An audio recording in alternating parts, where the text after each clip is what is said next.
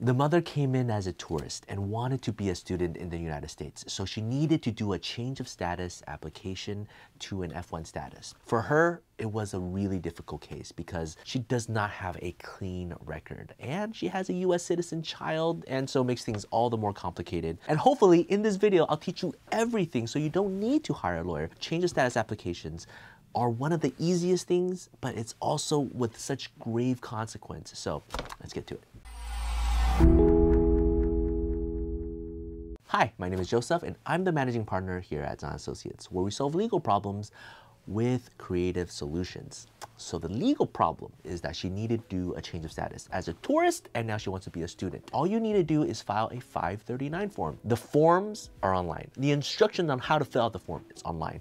The payment is online. Where to mail it to is online. What do they require? It's online. So this client came in and after a couple months, they said they are thinking about staying here. What can we do? We have, of course, the attorney brief. You know, if you're filing on your own, you don't necessarily need an attorney brief, but it's your statement that explains everything. And then we had the personal statement from the client, also one page. We never want to do too much if it's not about being verbose, right? It's about being clear and concise and persuasive. So it's her statement explaining why she wanted to change her status and why she qualifies and how she's not going to be a burden on the US. Those are the two things that we provided. And then this beautiful exhibit list that details in paragraph and in list form everything why she qualifies. And this list actually is a lot more in depth than the one USCIS requires.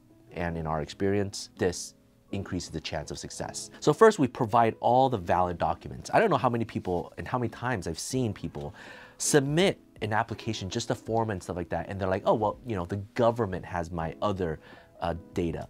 Yes, they do, but you're not making it easy for the officer. They have to go and dig through the system to find everything. You make it easy for the officer. They like you more and they want to improve it more. So include your passport, include the B1, B2, include the I-94, include the I-20 eligibility, include the admission letter, include the approval letter, include the 901 payment information. And the crazy thing is, schools should tell people, right? Because a lot of times when we do a change of status to an F1, you think, oh, the school can handle it. So the school's DSO, the counselors, they issue the I-20, maybe they do the form for you. They should know.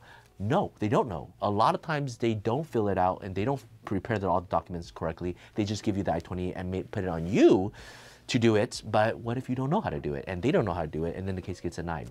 Let's talk a little bit about what happens if your case gets denied before I continue. If your change of status gets denied, the hard-earned visa that you got in your passport, that you spent a fortune and you spent a lot of time in interviewing and going through all of that, that visa gets canceled. Some people, that B1, B2 visa is their entire career. Their life depends on that B1, B2 visa. You are forced to leave the country, right? And if you stay, you're here unlawfully. You become an undocumented illegal alien, like so many other people.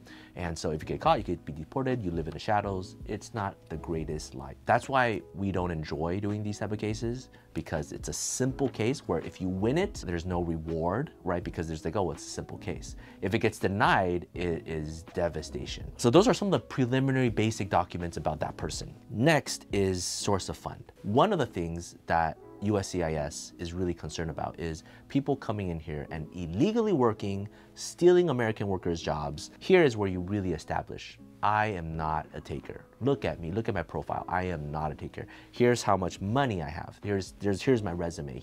I've dedicated my life to reach this social pedigree. I will be a contributor to society. I will be spending, I will help the US economy. So that's where you kind of list out all the finances and background and all sorts of stuff. I don't think all of this is in the USCIS checklist. The last part is the non-immigrant intent. You are not allowed to have immigrant intent. So this gets tricky because the client has a US citizen child. They previously filed for immigrant intent related things. How do you argue that, right? So we did our argument and then we provided all the documents. The husband is still back in Asia. They still have all these things. This is a very temporary gig, prepared all of that and filed it. We total filed 14 documents, got things translated. It was about close to 100 plus 150 pages. We filed it, USCIS got it in December, and it got approved in December. A total of 3 days review time with premium processing. That's another thing most people don't know. Do premium processing. This is where I differ, or our firm differs from a lot of firms. We almost push every client to do premium processing. I could make a whole nother video explaining why, so it's out of the scope of this video, but we did it. 3 days approved. School officially starts in January. We had to coordinate the school time, everything. This family is a very special family to us. We've been working with them for so many years. So even though, you know, we don't really focus on change of status cases, we do like a dozen every year anyways, but we really needed to help them. And so this is everything we did, and we want to share that with you. If you have any questions, feel free to reach out. Take care. Bye-bye.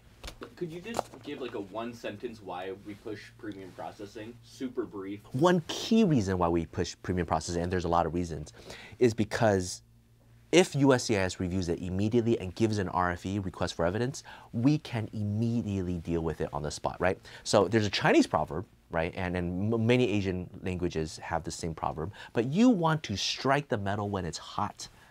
So what does that mean? Well, we spent like a month plus building this case, strategizing it, filing it. If we get an RFE, request for evidence, within like 2 weeks, well, we're hot. The client's hot. We know exactly what the case is about and how to deal with it. If I wait 7 months, 8 months later, and then suddenly we get this in the mail and we're on vacation, clients is gone, I mean, we're not hot anymore. We have to get warm up, get hot, and then do it again. So, you know, strike the metal when it's hot.